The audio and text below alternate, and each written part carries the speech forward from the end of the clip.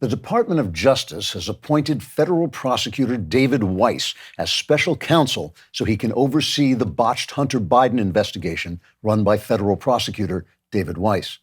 David Weiss's meandering, years-long investigation allowed the statute of limitations to run out on major charges against Hunter before resulting in a sweetheart plea deal that immediately imploded on cursory examination in court.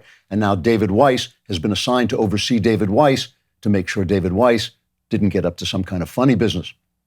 Because federal prosecutor David Weiss is a federal employee answerable to Hunter's father, Joe Biden, DOJ regulations require the special counsel overseeing federal prosecutor David Weiss should be someone outside the federal government, like federal prosecutor David Weiss. Attorney General Merrick Joey Bananas Garland says he appointed David Weiss to oversee David Weiss in hopes of restoring the public's diminishing trust in the integrity of the DOJ through a blatantly cynical cover-up that will spit a phlegm gob of unbridled power and corruption in the public's eye, thereby blinding them to the blatant cynicism, unbridled power, and corruption that have diminished public trust in the DOJ. Special counsel David Weiss is said to have already begun his oversight of federal prosecutor David Weiss by having David Weiss question David Weiss in an old dark house that looms behind the DOJ building on Pennsylvania Avenue, where witnesses say they have heard two distinct voices engaging in the interrogation. Special counsel David Weiss, speaking in a high-pitched voice, said, quote, "Listen to me, boy. I won't have this sort of corruption going on in my Justice Department," unquote. To which federal prosecutor David Weiss replied, quote, "Oh my God, mother, blood, blood," unquote. Congressional investigators later determined this to be an obscure and overly elaborate psycho joke that most of the audience won't get, but is still too funny to cut out. The investigators then went down to the root cellar, where they found a preserved corpse sitting in a rocking chair, and returned him to the White House. Addressing the Hunter Biden investigation, President and venal houseplant Joe Biden said there was not a single shred of evidence that he himself had participated in his son's influence peddling schemes, aside from his repeated calls on speakerphone during the course of Hunter's meetings, lunches and dinners with shady foreign nationals, the fact that Hunter paid his father's bills out of his ill-gotten gains and then gave him 10% of the take, and of course repeated emails to Biden accounts with suspicious fake names like Doddering Corrupto at gmail.com and Surly McVenal at AOL.com. The president made his remarks on the island of Maui, where he awoke suddenly to find himself making a speech to a group of people who looked kind of sad for some reason. Assuming his famed role of empathetic comforter-in-chief, the president said, quote, "What's everyone so down about? Come on, put on a happy face. Bidenomics is working. And hey, what's all this mess everywhere? I thought Hawaii was supposed to be nice, but this place is a dump," unquote. When told that there had been a horrific once-in-a-century fire and hundreds of local people might never see their loved ones again, the president added, quote, "You think that's bad? I once had a kitchen fire that could have spread and damaged my '67 Corvette. After all, a Hawaiian is only Hawaiian, but a good Corvette is a drive," unquote. The president then dozed off again because he said he finds sad people sort of boring. The absolutely fair-minded news media welcomed the word that the totally honest special counsel David Weiss would be overseeing the also totally honest federal prosecutor David Weiss during his completely unbiased investigation of the thoroughly innocent President Biden's totally unsuspicious dealings with an influence-peddling crack cocaine addict who was selling Joe's name for millions of dollars and sending him 10% of the take. Eugene Robinson of The Washington Post, where democracy dies in the ideological corruption of Eugene Robinson of The Washington Post, said, quote, "When I look at Joe Biden, I see a loving father and a strong leader because I'm blinded by my ideological corruption," unquote. Robinson was immediately appointed special counsel to oversee special counsel David Weiss. Trigger warning, I'm Andrew Klavan, and this is The Andrew Klavan Show.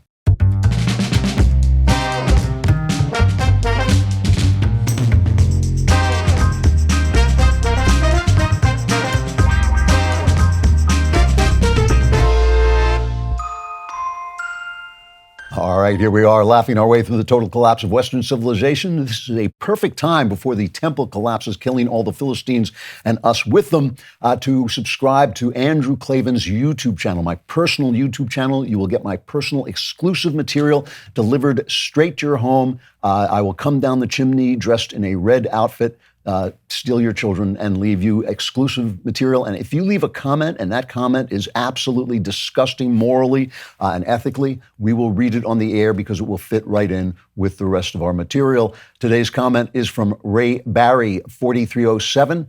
Saying that was a much more sophisticated and compassionate attempt to get people to vote for DeSantis than Benjamin's almost unhinged, clearly irritated anti-Trump rants every day. So bravo, good sir, bravo. Still voting for the Donald. I'm really not trying to get you to vote for DeSantis. I'm just calling it like I see him. So that's what I'm trying to do. Please go out or stay in, go to your computer and pre-order the new Cameron Winter Mystery, which will be out in October, at the end of October, The House of Love and Death. I think these books have been bestsellers, but they've been on the USA Today list, which is the only fair bestseller list. We're trying to get them on the New York Times list, which will secure their position as a series, and the series will go on for at least 10 books if I survive. I think they're some of the best mysteries I've ever written. I think they're some of the best crime novels anybody's written in quite a long time. But they also have a theme, and that theme is it's the story. Over the books, it's the unfolding story of a man trying to figure out how to become a good man in a country where all of the authorities and all of the powers have collapsed into corruption and evil, which brings me to the subject of today's episode. So while I'm saying today's episode, please pre-order The House of Love and Death. Today's episode is the debate between faith and fear. I'm so scared right now, you shut up!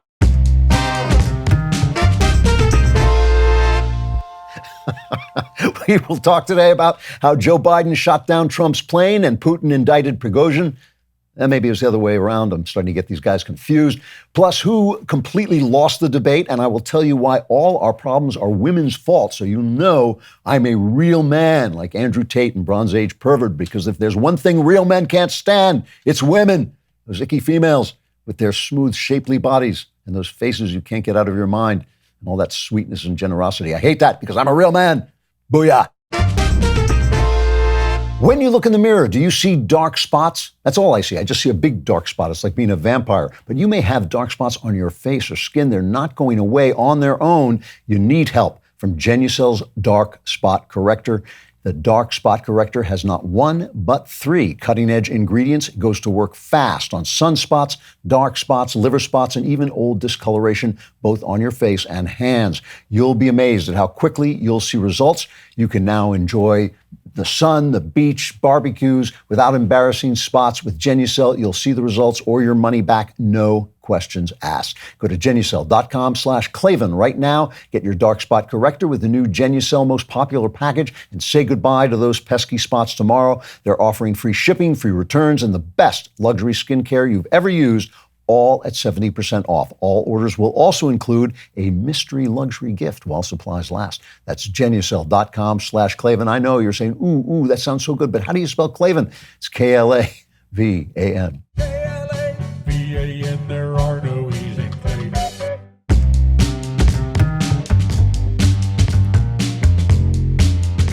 Chapter 1, Terror at 20,000 feet. I am not imagining it. There's a man out there. I am telling you right now, that mother back there is not real. All right, so it's like one show, right? It's the old Twilight Zone episode and that lady. So last week I said something that I think is central to the moment, so I'm going to repeat it, which is that America can't die because America is us. But for America to live, we have to be America. That is, we have to live out the meaning of our creed in our homes and in our towns and in our states, because political salvation is not going to come from above. I know everybody's fascinated by the election. Everybody's wrapped up in Donald Trump. That is not going to save us. It simply isn't. Last week, Yevgeny Prigozhin's jet was shot down. He was the guy who staged that coup on Putin in June, and then he was on the road to Moscow, and he called it off at the last minute, and he and Putin were supposed to make up. And even I was wondering, when they seemed to actually make up, I was wondering, was the entire coup just a trick that Putin was playing to show how powerful he was? But I guess not, because I kept thinking, if it wasn't a trick, if it wasn't a hoax or a troll, Prigozhin was going to fall out of a window. So I guess he took the window seat on this airplane, because suddenly the airplane goes off the radar, and the next time we see it, it's mysteriously missing a wing. and it crashes. An hour later, Putin gives a speech and doesn't even mention the crash, which I have to say is gangster, that's Godfather level cold. So Prigozhin now sleeps with the fishes. Now, this week, an ideologically corrupt county prosecutor in Georgia indicted Donald Trump and his attorneys. This is his fourth indictment. It's a completely corrupt indictment. I'm not even going to talk about it. I've talked about it before. I read it, every word of it. It's not a legal document. It's a political hit. All the indictments, as far as I'm concerned, are trash, except for the one about the classified documents, and that's trash because Hillary did much worse and she got away with it, so it's simply not fair. So I think that each and every American can now put our hands on our hearts and say with great pride, our country is better than Russia because at least President Sirleaf McVeal and his corrupt minions didn't shoot down Trump's plane. They just indicted him. So that's a positive, right? I think, come on, where's your national pride? This is where patriotism comes in. The corruption at the top of this government has reached Chicago levels. This is Obama's doing. He brought in Chicago-style governing and to D.C., and this is the level of corruption I've talked about before, where the corrupt start to brag about it because the corruption is the message. The message is we can do whatever we want. When Trump turned himself in for arrest and processing in Georgia, President Doddering Corrupto tweeted this, put out this tweet where he says, "Oh, apropos of nothing, I think today's a great day to give to my campaign." So in other words, what he's saying is, I corruptly got my opponent corruptly indicted, so hooray, give me money. He's telling you that he's corrupt and that's his power. And those who love him will say, oh boy, Biden has the power of his corruption. Now, Trump fought back. And I got to tell you, the regime does not get this. They think, oh, we were supposed to humiliate him. That was going to be humiliating. And he put out this epic mugshot. Jenna Ellis did the same thing. She put out her glamour mugshot. I told her she should only do, from now on, she should just do OnlyFans mugshots. Trump said this after he surrendered himself. This is cut 14. Really believe this is a very sad day for America. This should never happen. If you challenge an election, you should be able to challenge an election. I thought the election was a rigged election, a stolen election, and I should have every right to do that. As you know, you have many people that you've been watching over the years do the same thing, whether it's Hillary Clinton or Stacey Abrams or many others. When you have that great freedom to challenge, you have to be able to, otherwise you're going to have very dishonest elections. What has taken place here is a travesty of justice. We did nothing wrong. I did nothing wrong. And everybody knows it. I've never had such support. And that goes with the other ones, too. What they're doing is election interference. They're trying to interfere with an election. There's never been anything like it in our country before. This is their way of campaigning. And this is one instance, but you have three other instances. It's election interference. So every word of that is true, and it makes him look great. It makes him look like a martyr, and he certainly seems on track to be nominated. We can't tell the future, but right now the polls look like that. I still think he's likely to lose the general. People keep, some of you write to me and say, oh, you hate Trump and this and that. I don't hate Trump. I think he did a wonderful thing. I think he was a godsend. I don't think he's the man for the future, but who knows? I call him like I see him. I'm telling you what I think. I think he's going to lose the general election, and I think that's a bad thing. But here is the thing. I think it matters in the short run who becomes president. Of course that matters. But in the long run, the president, the government is not America. You are, I am, we are. What matters is who we become. What matters that matters not just in the long run, but in the eternal run, because we'll all stand before God. That's another thing. Some of you write to me and say that, I don't want to hear you talk about God because I don't believe in all that God stuff. I'm older than you. I'm wiser than you. I'm telling you, all the God stuff is completely true. It's completely true. Stop believing what the world tells you. The world not only lies, the world is lies. I'm telling you the truth, and you got to have faith because it's fear that got us here. It is fear that got us here every step of the way. And without faith, fear is all that's left. So here's the situation we're in. Our elites are corrupt. Our government is under occupation by an authoritarian cabal. People keep calling them socialists. They're more fascist than socialists, but they're authoritarian. The administration doesn't believe in the founding. They keep calling us systemically racist. Powerful multinational corporations like Google don't believe in free speech, and neither does the administration. Our Congress isn't doing the job of making laws that we're able to read and understand. Our Attorney General does not believe in the rule of law. All he believes in is the law of rule. The head of the FBI is a dirty cop. Our news media does not believe in speaking the truth. And the administrative state doesn't believe in free states, and it doesn't believe in free individuals. You would be a fool not to be afraid of these people. These are powerful, powerful people, and they hate you and they want to stomp on your freedoms. You would be a fool not to worry about the security and freedom of your family, but you would be a bigger fool, a titanic fool, the ultimate fool, if you surrender to your fear. Our leaders are gone, and America is still here because you are America, which means you have to have faith and you want your country back. You have no choice because everything, I'm serious about this. Everything now depends on you. It depends on individuals. It depends on who you are, on how you live, on what you do and say day to day. So I'm going to take a look now at the Republican candidates and the debate and all that, but I'm not going to look at who they are. I'm going to look at what they say about us and what we want from them.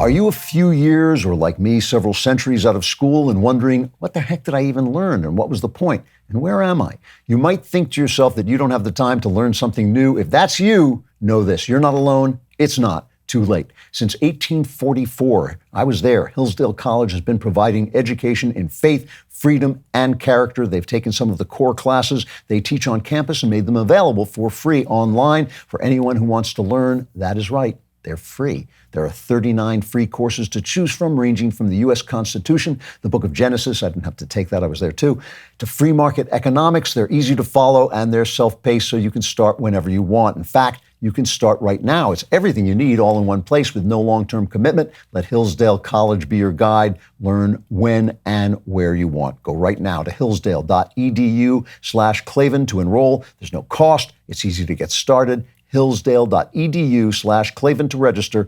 hillsdale.edu/Klavan. And you're thinking, do I have to take the class to learn how to spell Klavan? No, I will tell you, it's Klavan, no E's in Klavan. There are no E's in Klavan.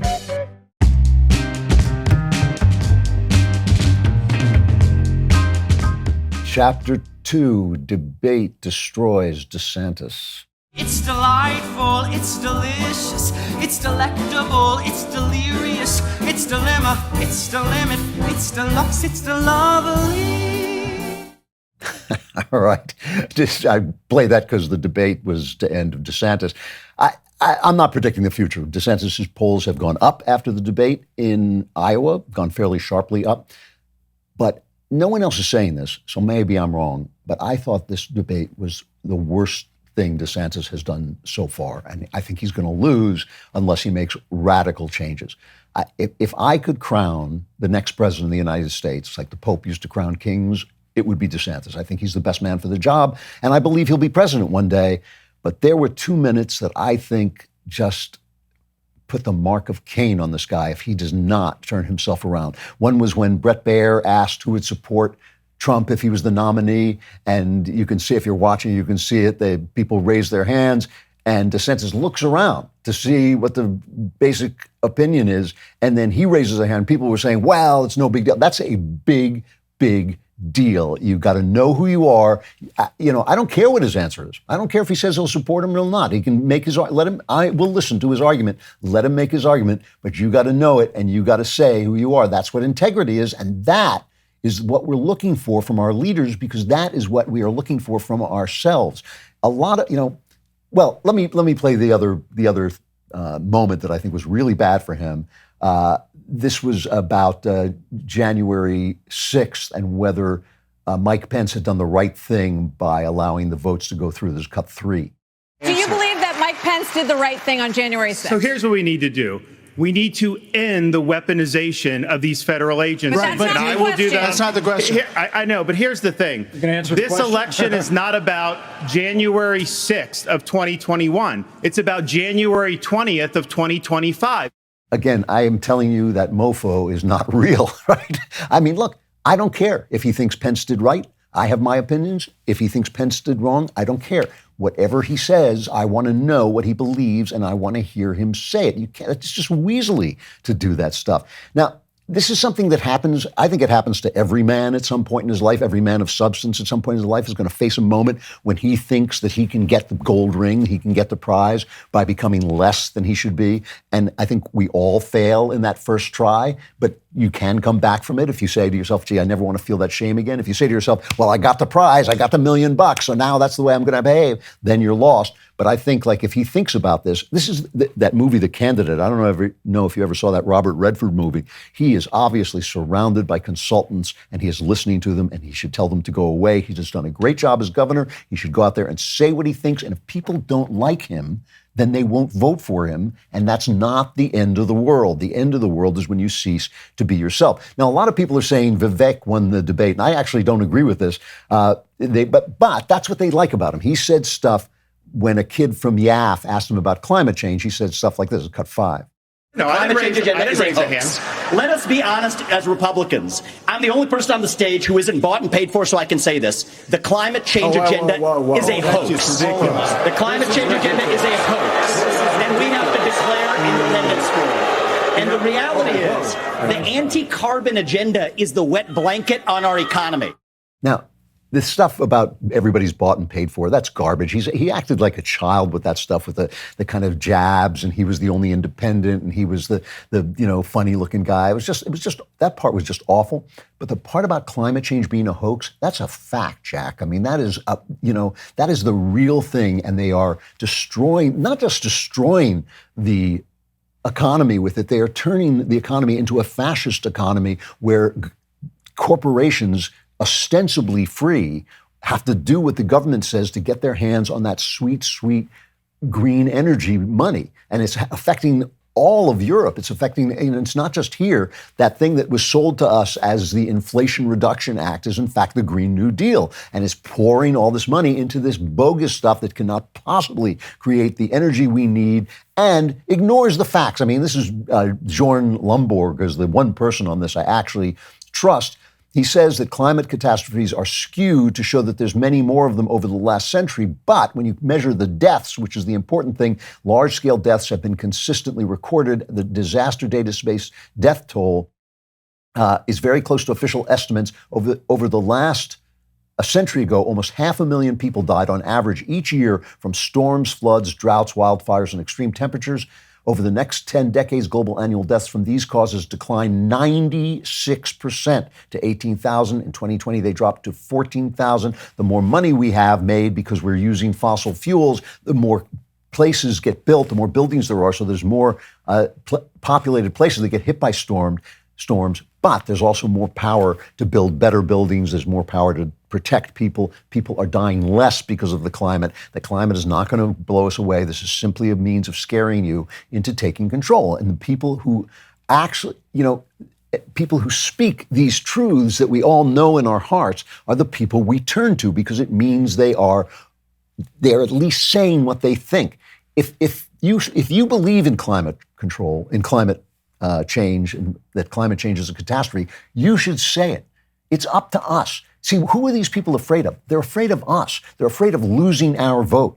Yes, you have to be charming, you have to be articulate, you have to make your case, but make your case for what you believe, because we're sick of all these people lying to us. That is the problem. We're looking for integrity in our homes. We're looking for integrity in our lives. All of us struggle with this. It is always difficult to fight off the temptation to get that thing in front of you that you want, a new job, a big sale, a girl, whatever it is that you want. It's tough not to lie in that moment. It's tough on all of us, and all of us make mistakes. But politicians just becomes rote for them. But somewhere underneath that, there has got to be the real man who knows what he did. Listen, just leaving out what you think of people, what your opinions of these people are, what your opinions of their histories are. The people who did the best in this debate were Nikki Haley and Mike Pence.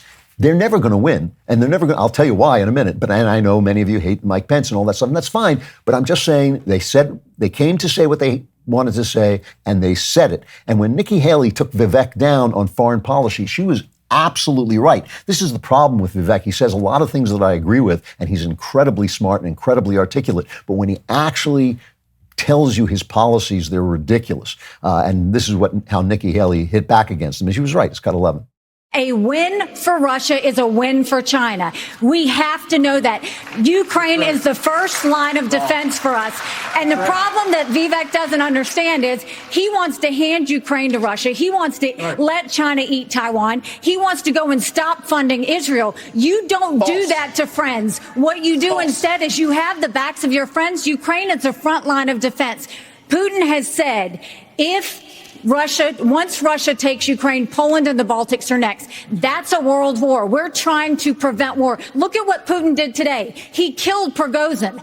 When I was at the UN, the Russian ambassador suddenly died. This guy is a murderer, and you are choosing a murderer over a pro-American country.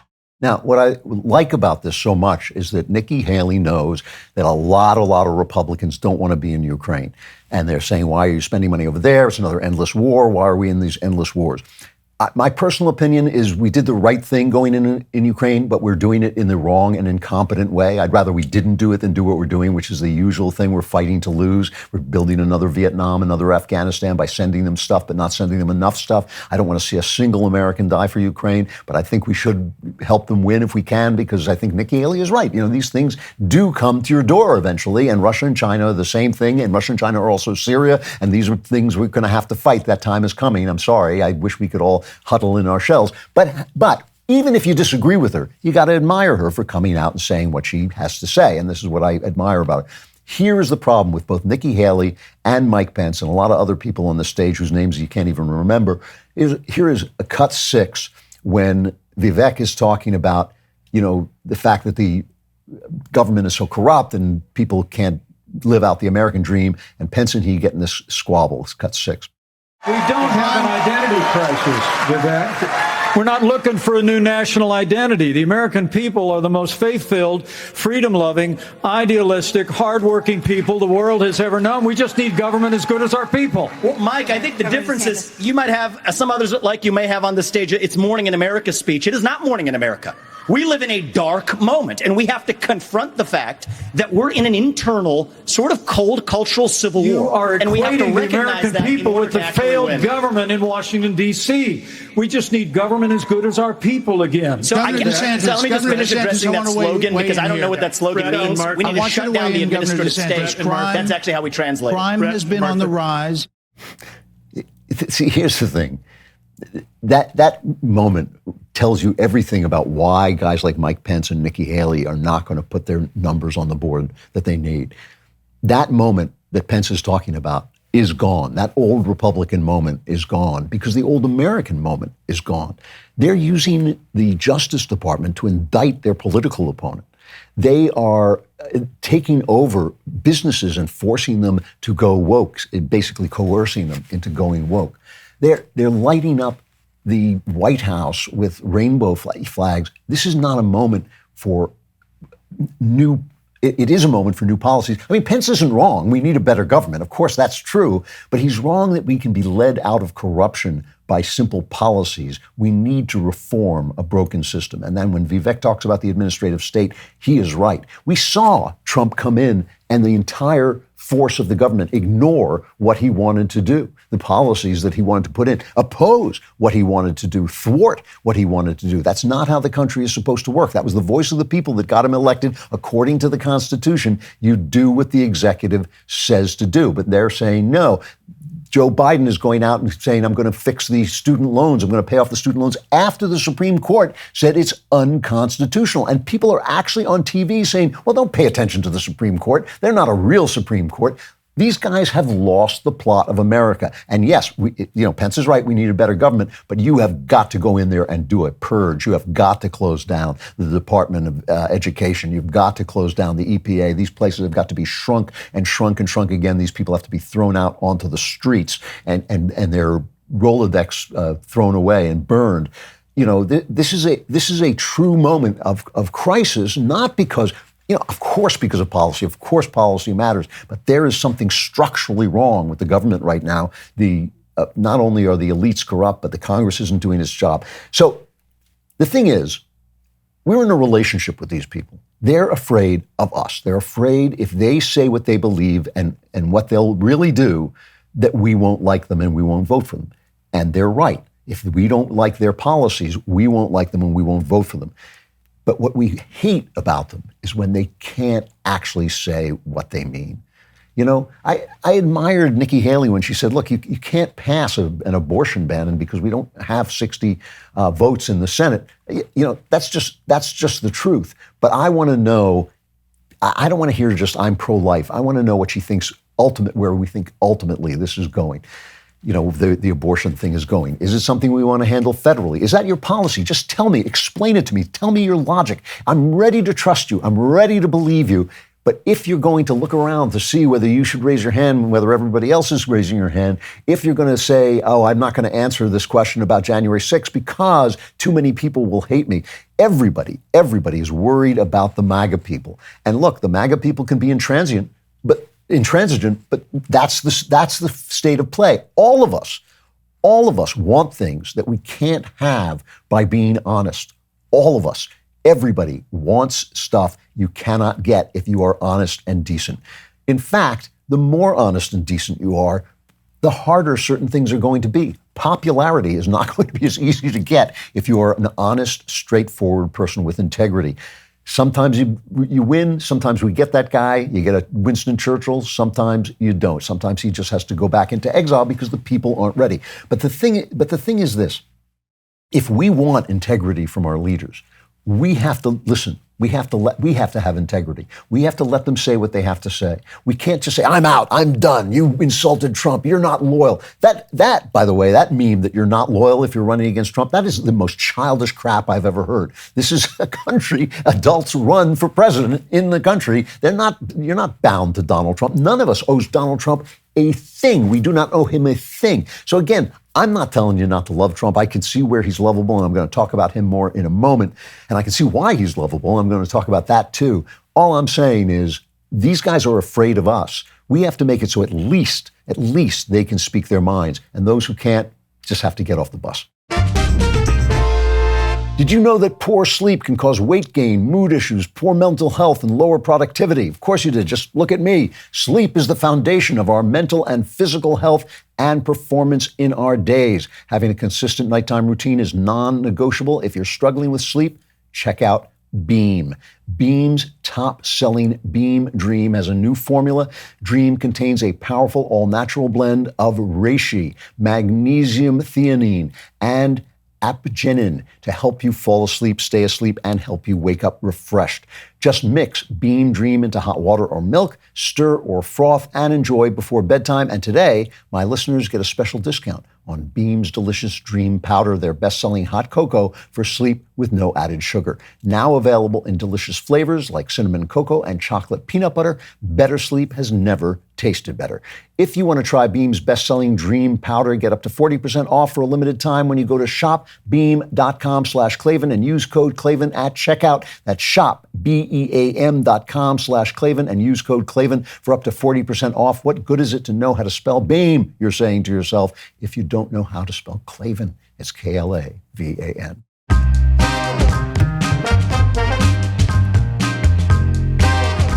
So let's look at Trump in Chapter 3, Trump.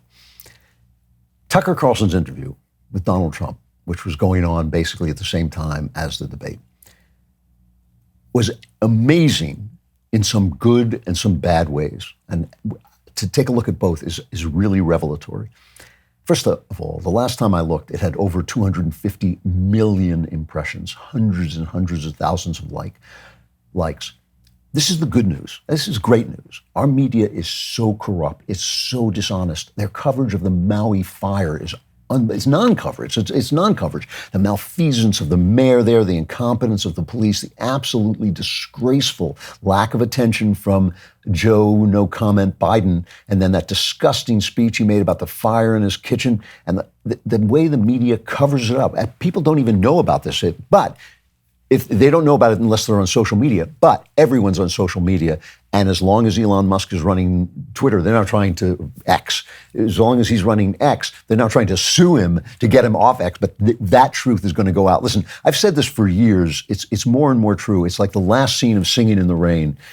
The media sit there with their faces hanging out, mouthing the regime's opinions, and they think we can't see that the regime is singing behind them, but the curtain is open now because of the internet. And that's why they're working so hard to silence us. That's why the government went out of its way to silence Hunter Biden's laptop, to make sure that Google is suppressing any information about GOP candidates. When you search for them, you have to go and look for them. They're just not there. The most obscure Democrat will come up on Google before and that is election interference. But the thing is, just like we are America, we are the news media now. We actually can make news and spread news and get news and find news and report news with our cameras. I mean, this is what Breitbart was teaching us years and years ago. He would hold up his phone and say, every one of you has the capacity to be a journalist, and that is what is happening when we can get past. It doesn't matter how many times YouTube shuts down debate about transgenderism. What do they think history is going to say about them? What does history say about all the liars and all the censors? It's what it's going to say about Google when it hides the names of Republicans.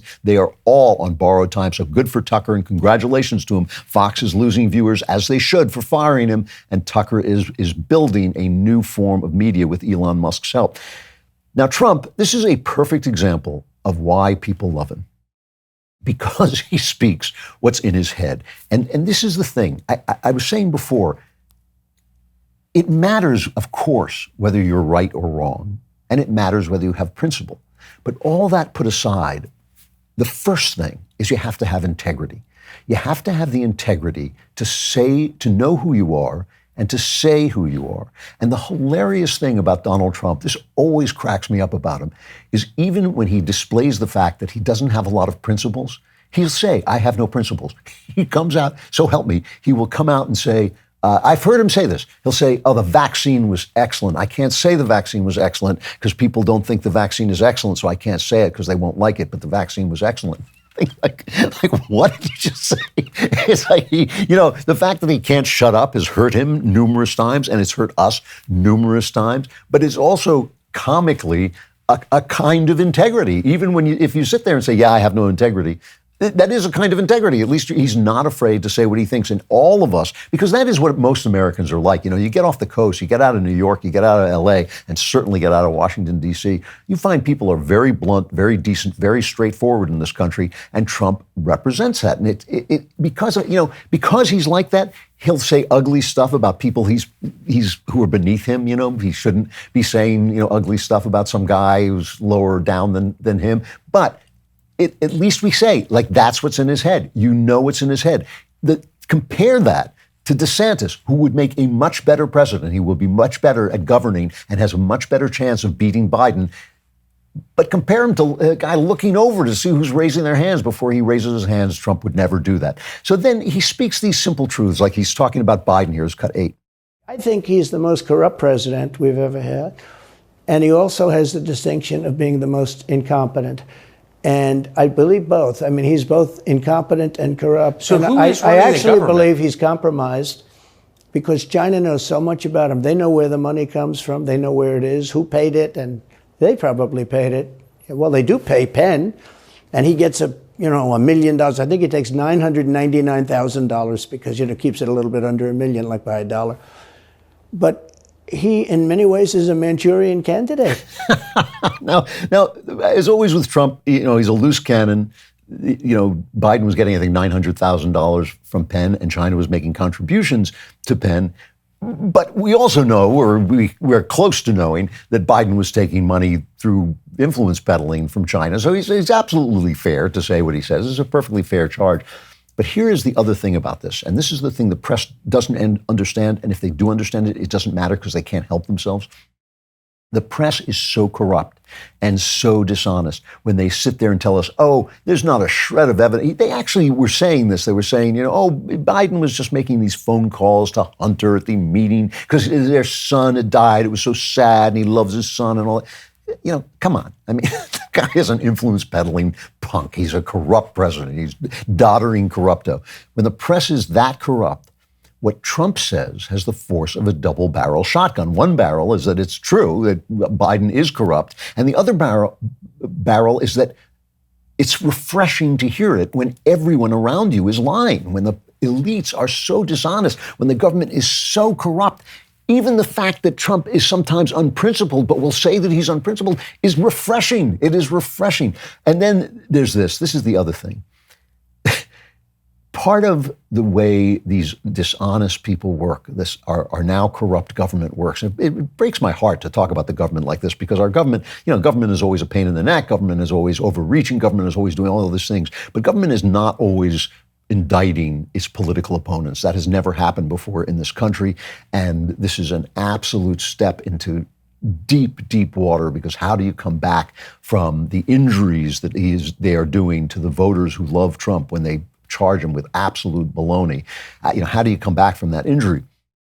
So, but the way these guys do it is they always talk in terms of virtue, right? There's a dirty, corrupt, un-American regime, and they're always telling us that's not who Americans are. They light up the White House with rainbow colors. And I like gay people. I think gay people should be left alone to be who they are and do what they do. I think it's awful to oppress them. But I got to tell you something. I don't give a rat's ass what the government thinks about morality, because they're corrupt. I see them light up the White House, and I think, you have no moral weight.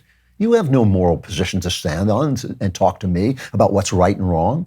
I would much, much rather talk to an honest Catholic or Protestant who says, no, this is a sin, and I think it's, you should always say it's a sin, and I'll have that debate with anybody. But I'm not going to have it with some corrupt gangster piece of garbage who took money from China and Ukraine, who silences people on Twitter, who indicts his It's like taking moral advice from Al Capone, I mean, let me tell you what you should do, son. This is how you should treat your wife. You're a gangster. Forget it. It's so offensive. So they're always telling us what we have to do and what we have to do to be good people and all this stuff.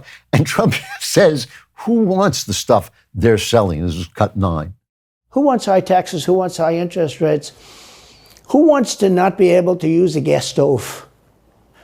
Or have to drive an electric car, which, you have a 4-hour drive, but the car only goes an hour and a half, so you have to charge it. The happiest moment for somebody in an electric car is the first 10 minutes. In other words, you get it charged, and now for 10 minutes. The unhappiest part is the next hour, because you're petrified that you're not going to be found another charger. I'm not knocking electric cars, they're fine. But if people want to buy a gasoline car or a hybrids are pretty good, actually, but they should be allowed to buy. They don't want to do any of this. There's just something hilarious about this, because we keep talking about, we have to, subsidize electric cars. Graft. That's just graft. That's all it is. It's graft. You don't have to subsidize electric cars. If people want electric cars, they'll buy them. If they can make them cheap enough, they'll buy them. As long as they cost too much and don't really save you anything and aren't really that great, people can't afford to buy them. This is graft. So the fact that he just says nobody wants the stuff you're giving them is important. It's important to know that, because that was the thing that Obama did. He forced things down people's throats. All the Democrats were voted out of office except for Obama, because people liked him. And now we're stuck with things like Obamacare. We don't want to get stuck with these people telling us we can't take a shower, we can't have our gas stove. It is absolutely ridiculous. And it's so refreshing to hear somebody say it. Now, what's wrong with this interview? And you're not going to like it, but I got to tell you this. Tucker, and I really like Tucker. I think he's a force for good for the country. I think what he's doing here is really good. He blew this thing. He did not ask a single challenging question. This is a controversial figure. This is a man who needs to be questioned, who needs to be held to account. This is a guy who goes off and does things on his own and we need to know what he's thinking. That's his job. This is his job. It was a Trump campaign ad. He sat there for 45 minutes, and that's not journalism. That is not doing that's Tucker's job. Tucker pointed out recently that Trump has fundraised off January 6th and made millions of dollars, but he hasn't contributed a single penny to the defense funds of any of the January 6th prisoners. During the election, Tucker said this behind the scenes. He said, what Trump's good at is destroying things. He's the undisputed world champion of that. He could easily destroy us at Fox if we play it wrong. He didn't talk to him about that. Tucker said of Trump's presidency, we're all pretending this is behind the scenes, right? We're all pretending we've got a lot to show for it, because admitting what a disaster it's been is too tough to digest. But come on, there really isn't an upside to Trump. He didn't say anything like that. He asked basically servile questions. Do you think you'll be assassinated? Do you think we'll have a civil war? On air, Carlson, during his show, said, False claims of fraud in the election are every bit as destructive as the fraud itself. The fraud that we can confirm does not seem to be enough to alter the election results. We should be honest and tell you that. He said that into a camera. Why didn't he say it to Trump? Because he's afraid. Because he's afraid of you. He's afraid of losing you. If you're not going to listen to the tough questions, if you're not going to listen to politicians being held to account, they won't be held to account. You're not going to get integrity from the top if you don't give it to them. They need it from you. The courage they need has to come from you. Trump has this thing where he will say anything, which I really admire, but he feels the minute he's asked a tough question, he has been betrayed. That's narcissism. He is a narcissist. If you tell people to lie, they will. If you tell me you're not going to listen to me because I said something you don't like when I'm obviously only telling you the truth as I see it, I can make mistakes, but I am telling you what I see, then people are not going to want to tell you what they see. You do it to your friends. Tell them, if you tell me I look fat in this dress, that's what everybody's acting like. You're acting like, don't tell me I look fat in this dress. Your friends tell you this stuff. The good people tell you this stuff. You want integrity, and integrity starts with you, and freedom starts with you, and that's why it's all women's fault.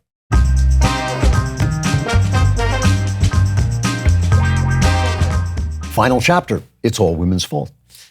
Now, some of what I'm going to say, the main point that I want to make here, it does come from me, but a lot of the information here comes from a terrific Substack column this week by my friend Glenn Reynolds. Glenn is the guy who made Instapundit. It was one of the first really huge blogs. We used to call him the blog father. When he mentioned you, if he mentioned your book or your article that you wrote, you got what's called an Instalanche. Now blogs obviously are less popular than they were, but he's still writing terrific stuff at Instapundit. It's instapundit.substack.com. And this column that he wrote was called Neurosis and the Curly Effect. Now, you've noticed, I know that people don't like to talk about the pandemic and don't like to think back on the lockdown, but you've noticed that they're starting to talk about masks again. Lionsgate Film Studios said they're going to have a mask mandate. I went to an eye doctor and they wanted masks. There's a college in Atlanta says they're going to have a mandate, in a hospital in California. We know that masks don't work. Jeffrey Anderson, another friend of mine, he's got the American Main Street Initiative. He's a statistician. He was in the Trump administration. He says the best scientific evidence continues to suggest that masks don't work. Meantime, the public health establishment continues to ignore that evidence. Public health officials also remain almost completely blind to masks' profoundly adverse effect on human interaction and quality of life. Seeing others' faces and showing one's own are at the heart of human social life. Masks were an atrocity, and they did not work. And to do it to children was an atrocity and a moral atrocity.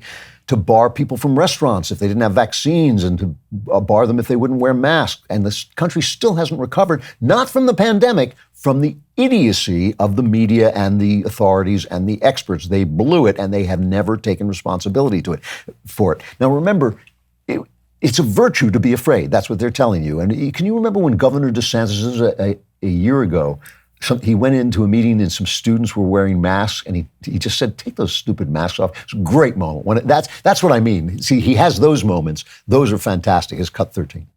You do not have to wear those masks. Please take them off. Tonight, more fallout after Florida Governor Ron DeSantis admonished a group of high school students Wednesday. Honestly, it's not doing anything, and we got to stop with this COVID theater.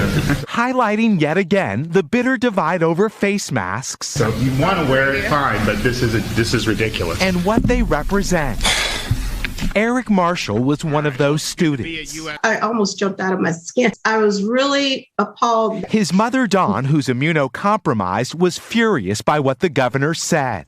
Mean Governor DeSantis. Remember, it was a virtue to be afraid. I got to play this clip. I've played this a million times. It was my favorite clip because it just humiliates these people. Remember when Trump got COVID and he came in and he pulled off his mask and he tweeted out, "Don't be afraid. Don't let it dominate your life." This was the media's response. Cut 12.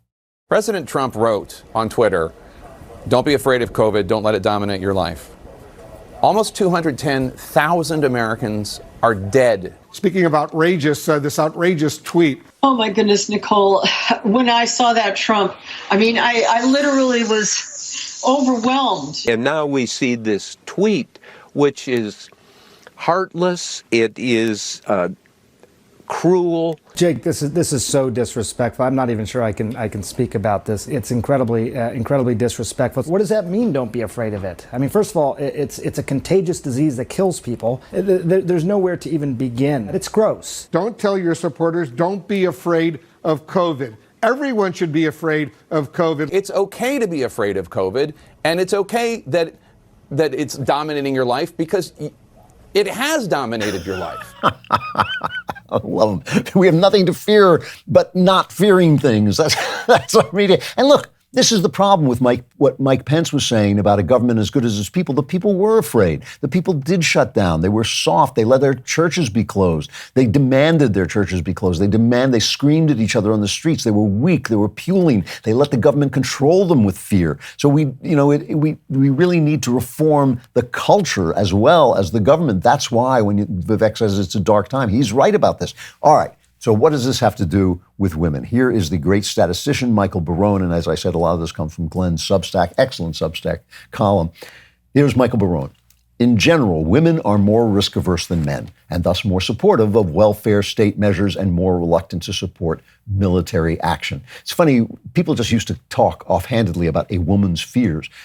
Now you're not supposed to say that, but it's just true. They are also, as we have seen on female-dominated campuses, more willing to suppress speech that is seen as irritating or hurtful. Highly educated women, as Australian educator Lorenzo Warby writes, are proving all too willing to trash other people's freedoms to protect their emotions. Surveys show that after 50 years of feminism, American women are increasingly likely to report themselves as unhappy, a characteristic especially marked in unmarried, young, liberal women with no religious connection. So let me pause on that for a minute, all right? This is a very specific type of woman, and one of the things she has is no religious connection. Without faith, there is only fear. When you are, every day we walk on water. Every day we know that we could die. Every day we know that we could die forever. Every day we know that every risk we take, every car we drive, every smile we smile could kill us. We are walking on water, and when you lose your faith, you sink in the water, as Peter did in the Bible. Jesus came walking on the water and he said, "It's me, don't be afraid." If you don't believe in that me, you are going to be afraid. Now, evidence is growing. This is from Nicholas Kristof in the New York Times, a former newspaper. Evidence is growing that Americans are becoming significantly less religious. They're drifting away from churches. They're praying less, and they're less likely to say religion is very important in their lives. For the first time in Gallup polling, only a minority of adults in the United States belong to a church, synagogue, or mosque. Most of the research is on Christians because they account for roughly 90% of believers in the U.S. We are currently experiencing the largest and fastest religious shift in the history of our country, says Jim Davis and Michael Graham in their book, The Great Dechurching. Why should people go to church if the churches are afraid? If the churches are afraid of death, which they're there to preach against, why should people go to those churches? All right. Jonathan Haidt notes that the rapid decline in mental health among young people took place first and fastest among young liberal women. The charts he displays are dramatic. Young, white, liberal women are far more likely to answer yes when asked the question, has a doctor ever told you you have a mental health condition?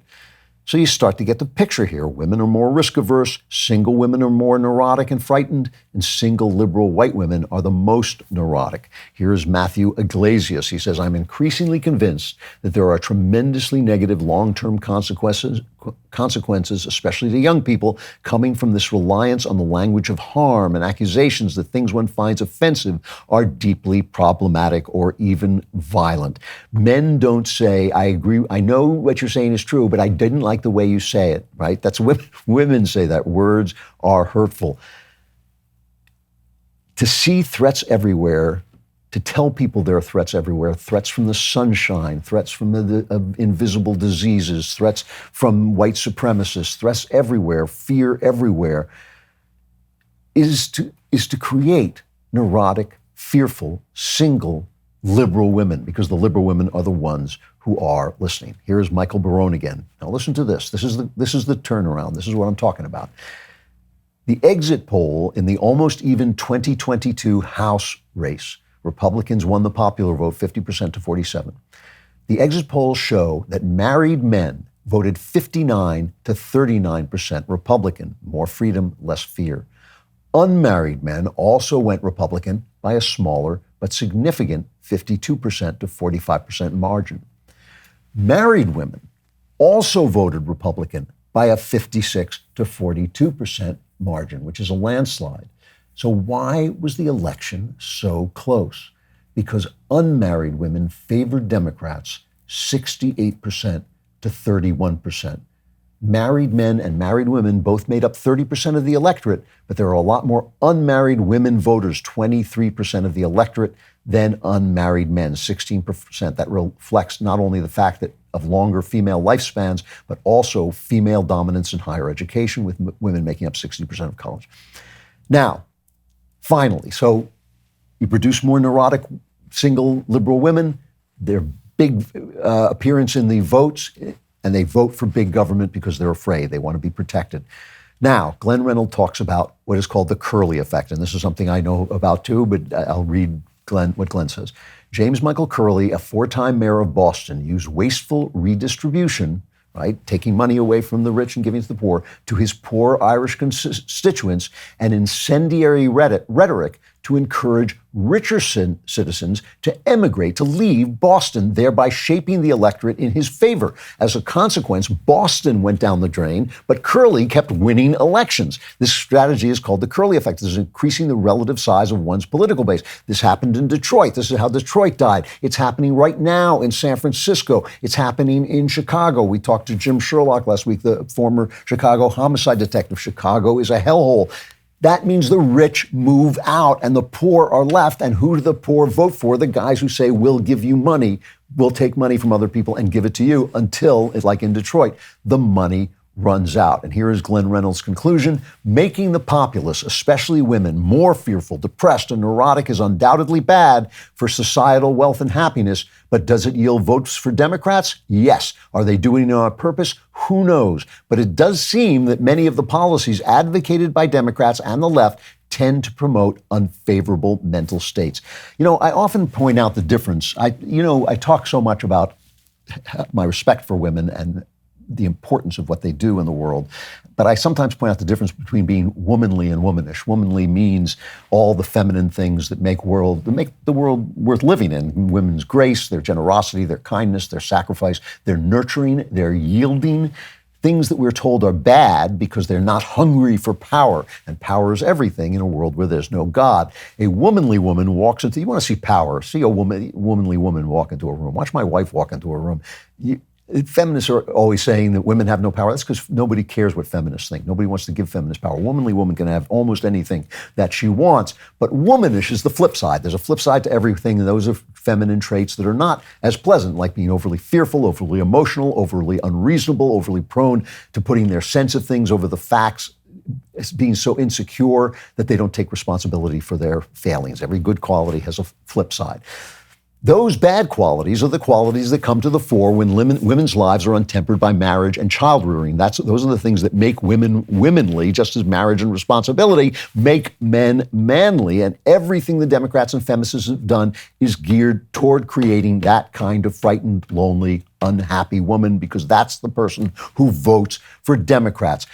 You know, these are the things you got to ask yourself. Who told you there was no God? Where did that idea come from? Why do you think that? Who told you? Who told you that you're not important if you're a mother, to just say, oh, I'm just a mother?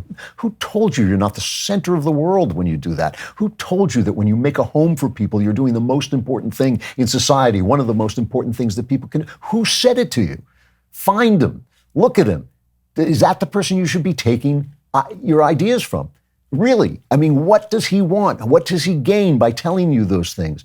When I said in the opening of the show that you would be a fool not to be afraid of these people are powerful, they're nasty, they're corrupt, and they're trying to turn you into cowardly women. They're trying to turn men into cowardly women. You would be a fool not to be afraid of them. You'd be a bigger fool to give in to your fear. Our elites are corrupt. Our leadership is gone. It's not going to be restored from the top down. We have to restore it in our homes, in our towns, in our states, and then they will come around and be who we need them to be.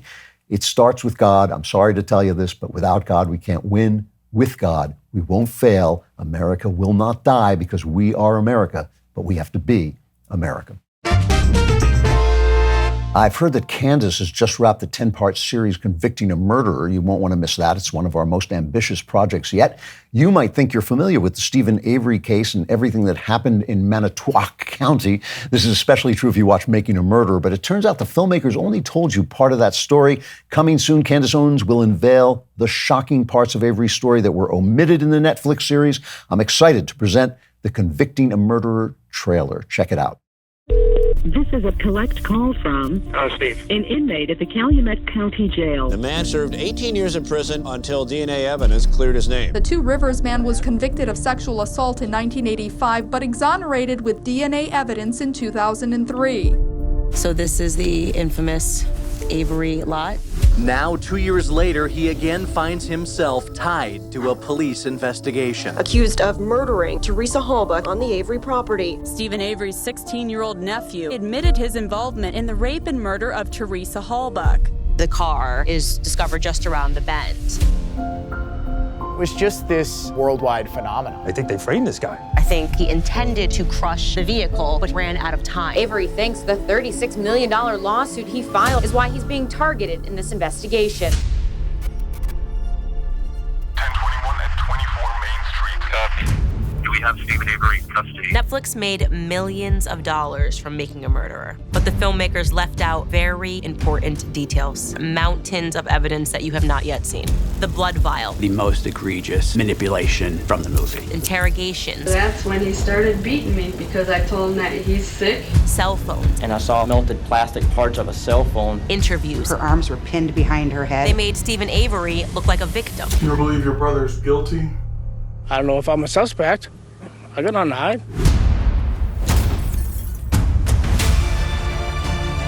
I'm getting sick and tired of media deception. Evidence piling up. Why would they omit so many different things? Why are you editing my testimony?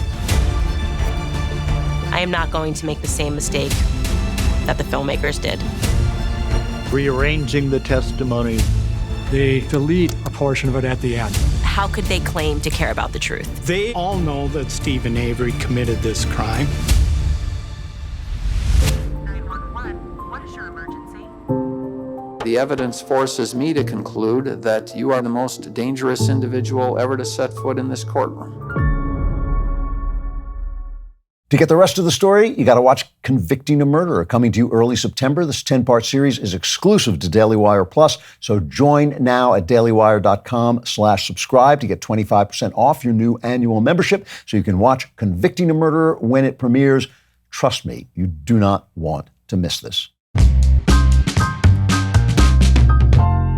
All right, you know what? You love it. It's time for Klavan Klapbacks. I'm so scared right now. You shut up.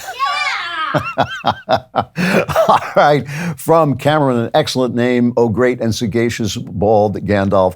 I must protest your characterization of the National Review as a hive of anti-Trump wasps. You cited the rejection of Oliver Anthony's song, Rich Men North of Richmond. And while I broadly agree with you that there is something to the nerve struck by Mr. Anthony, your segment really only portrays NR's writing as that of Mark Antonio Wright and Dominic Pino. NR deserves credit for hosting a wide variety of positions and does yeoman's work in good opinion and criticism of the day's issues.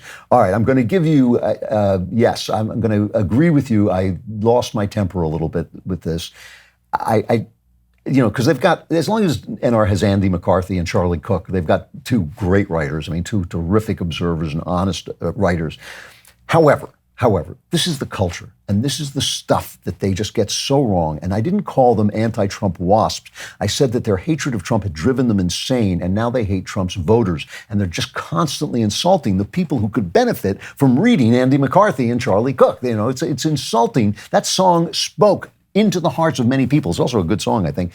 You don't tell them what they should think. Don't tell them that they're not supposed to like that song. It's ridiculous, you know? I mean, it's a good song. It's a conservative song. These people know nothing about the culture, and it makes me so annoyed. But maybe I overspoke it because there are some great writers there. You're right.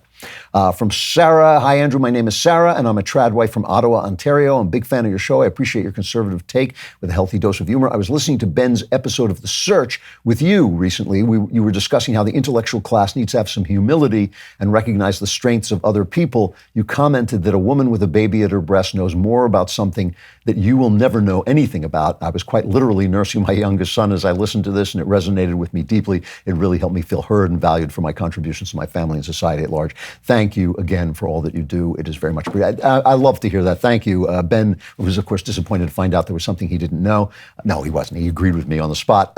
And that, again, who told you were unimportant? Look at him. What's he look like? Obviously, looks like a Democrat. From Andre, I am not necessarily asking for advice, but what I am asking for are your thoughts and your best advice on when and where to engage someone who you don't agree with. I will go even one further and ask you what you do when you don't really like that person. Well, if I don't like that person, it's very rare. I like most people, but if I don't like a person, I'm probably not going to engage with them at all, because what's the point? I'm not going to engage with people if I think it's a waste of breath. I will say that I disagree. I often say to people, I see this from another point of view. It's only if I think that there's some point in saying things, and the thing you have to do is, people with liberal opinions don't know anything. What Ronald Reagan said is true. It's not that they know nothing, it's that everything they know is wrong. You got to not beat them to death with facts. You have to say, why you see things differently. Don't argue with them about people. Don't say, Trump is good or Biden is bad. Argue with them about principles and express why you think things. And if it's not getting you anywhere, let it go. It's more important to be loving and friendly to people than it is to convince them of what you need to convince them, because it doesn't work. From James, dear Supreme Overlord Klavan, Bane of Ease and Master of the Multiverse, I'm interested to hear your opinion of fan fiction. I'm not opposed to it in principle. I don't like it myself. I don't like people who write pastiche, who write the sequel to Pride and Prejudice or something like that. But, it can be lucrative, and it can serve people's interests. Some people just want to hear more stories about their favorite place, their favorite, venue. And, I have no problem with that. And of course, it's made people a lot of money, like when the fan fiction about Twilight turned into 50 Shades of Grey. I can't say I thought that was really good, but it certainly was popular. So, I'm not against it in principle. I just don't like it myself. If you want to join Klavan Klapbacks, it's Klavan Klapbacks spelled with 2 Ks, K for Klavan and a K for Klapback, at DailyWire.com, Klavan Klapbacks at DailyWire.com. Let me know if you disagree with me. Let me know if you're correct and agree with me. And become a member at dailywire.com/subscribe. Use code Klavan at checkout for 2 months free on all annual plans. And then I will not have to dump you so quickly into the Klavanless eternity, which is coming up just momentarily. It's like a train. It's like a train of blackness. It's like just a locomotive of darkness approaching you if you're not a member. So become a member today, and then next week I'll be able to give you another 10 minutes or so before plunging you into the darkness. Members, come on over to Member Block.